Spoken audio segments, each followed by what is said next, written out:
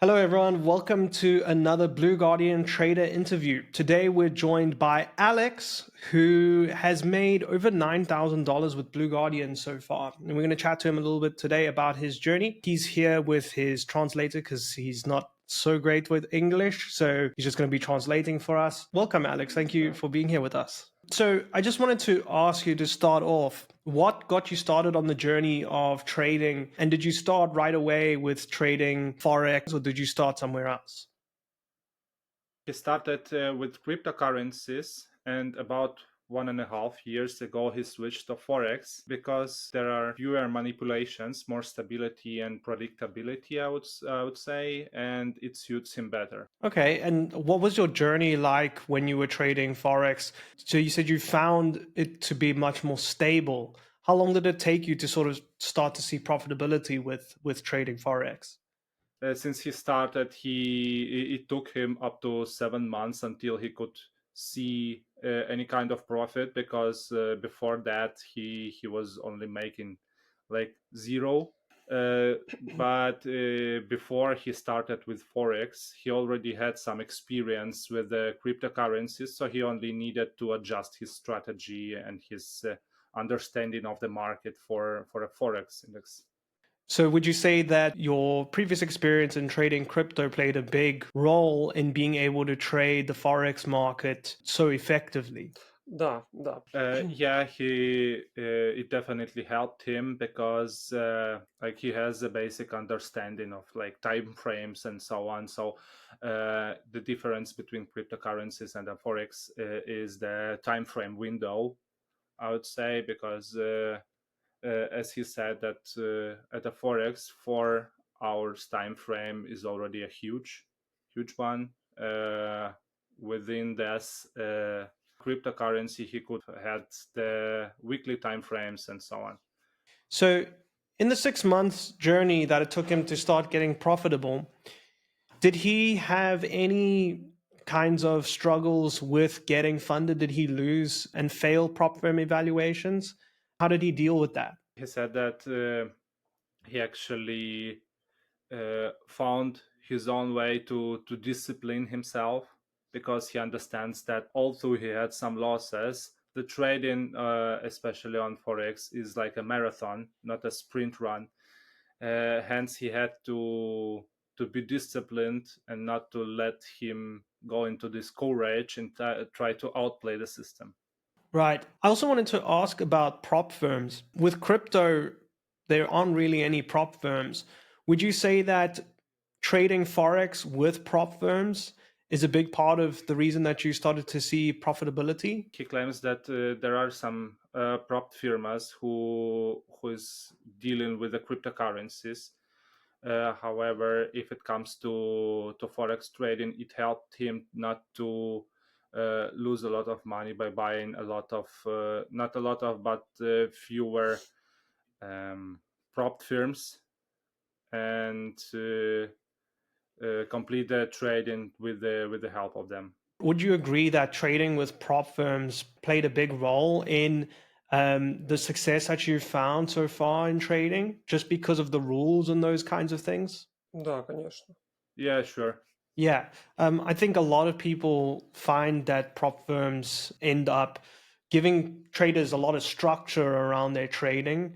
And because of the rules, it kind of forces you to change your mindset to a more professional mindset around trading. And you end up trading a lot more like an actual institutional trader rather than a gambler, so to say. So, would you agree that prop firms kind of switch your mindset from being more gambling to being more sticking to your rules and trading a bit more like an institution or a bank would? Yes, it has helped him because of the structure of this prop firmas. It changes your mindset like automatically due to those like consistency rules and so on. Hence, he was able to change his mindset through this. But he also mentioned that discipline should be available before you even start with the trading. So the discipline is like the crucial point here. Talking more about the trading mindset, how, if you're in a kind of a drawdown and you're starting to lose trades a bit more often than you usually would, how do you mentally deal with that kind of scenario so that you don't spiral and lose an account? So if he starts losing more than he earns or more than he, let's say, was looking up to lose, he just stops trading because this is the only strategy that works. He usually stops trading for few days up to 1 week, depending on the situation of the market. And is that just so that you don't get emotionally, you don't get super emotional about things, so that you can just kind of take a break and reset? Is that kind of the strategy that you go for in that case? He uses those, like he has a look of this fair value gaps, and this accordingly he chooses the right strategy for this particular time. With prop firms, what's your experience been like so far with payouts and getting those payouts from prop firms in general? And what was your experience like with Blue Guardian so far? He says that he never had any problems with the payouts from prop firms, and if it comes to Blue Guardian, mm, he can only be positive about it because he has never had any difficulties to this. And on his third or fourth payout, he was interviewed by some people from that, and he says that it went smoothly, and every time when it comes to the payout, it goes smooth, and there is no problems with this. Awesome. I wanted to talk a little bit very quickly about the strategy that you use. How would you describe the strategy that you trade within your Blue Guardian accounts? Depending on the market situation, he chooses the time frames, and he pays much attention on market structure И fair and value gap. fair value gap. Have you found that having that kind of strategy works best with your lifestyle in terms of, not being on the charts too much? How long are you on the charts when you trade generally? It depends. It depends how the market goes. If he does intraday trading, it comes up to 2 hours per day. But if it comes to Доллар swing недели trading, постоянно. then it can take up to 1 week. So you're trading both intraday and swing trading strategies at the same time. Is that are they two separate strategies, or is it based on the same framework? So it all comes to the situation on the market. So sometimes it's just barely impossible to do the intraday trading. The market is being accumulated, so it can take up to 1 week. So this intraday trading comes to the swing trading by itself. Right, that makes total sense. One of the biggest problems that traders face is overtrading and also revenge trading. How do you handle that situation? How do you stop yourself from overtrading and revenge trading? He just takes a break from the trading, because if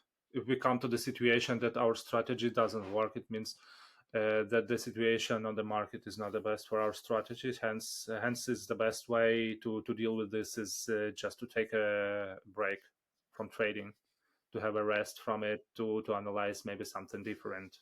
Right. And in terms of your trading psychology, what kind of like mental changes have you made, or kind of habits do you have that helped you become a profitable trader?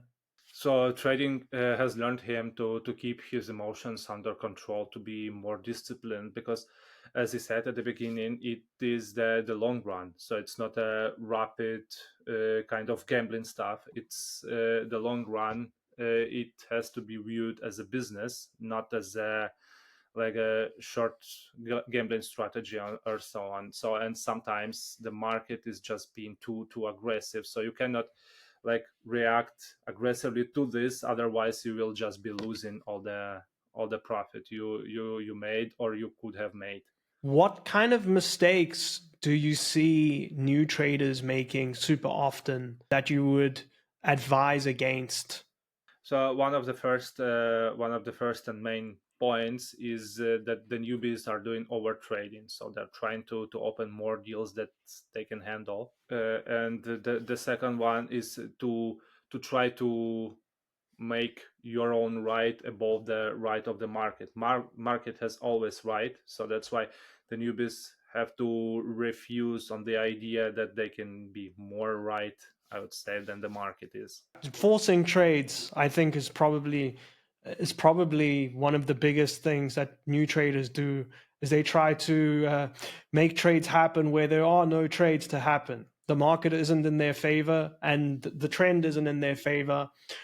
And I think that's one of the biggest things that new traders do. When the trading conditions are not there, they're not able to wait and stay out of the market.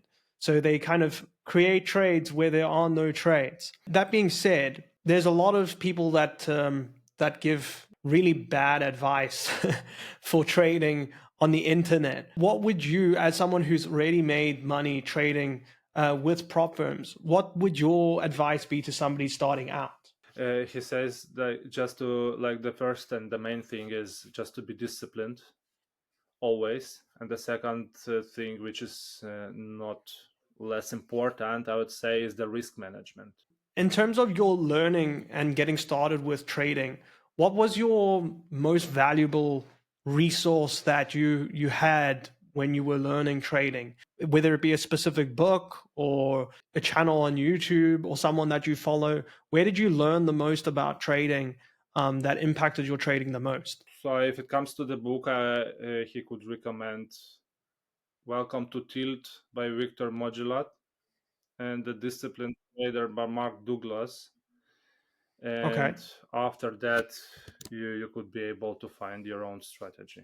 Was there anybody online that you followed that you learned the most from in terms of your trading journey? So he was following the ICT because he has a lot of like mentorships and so on. And the second one was второй который был? Matthew, Sniper FX. And Matthew Sniper FX, because he says that he's like good explaining and so on what is going on the market, how to deal with this. Awesome. We're getting ready to wrap it up really soon. I just wanted to ask one last question. If you had to start again today, would there be anything you would do differently on your journey to where you are now? So he says that he would try to eliminate that social pressure first. For example, when it comes to like the family, the money, and so on and so forth. Then he would try to organize some kind of passive income because, as you said before, training is a long run, so you cannot afford yourself to go broke at one day. So you have to be able to trade consistently. So hence you need some kind of passive income or just a standing income. Right. And what would you say to those people that just quit their job immediately when they start trading and pursue it full time before they even see any profitability? So it could be done only if you have like enough money saved up for another like 2 or 3 years. Otherwise, it will just increase the pressure that you feel on the market all the time because you understand that you have to pay the bills, you have to like buy the groceries and so on. So if you, I would say, if you'd have money, this fine, this totally fine. But otherwise, it's not advisable. Well, thank you very much for talking with us today, Alex. you. I think we Thank learned a you. lot from your journey. So thank you very much for talking with us and everyone at home. Thank you very much for watching, and we'll see you in the next trader interview. Cheers.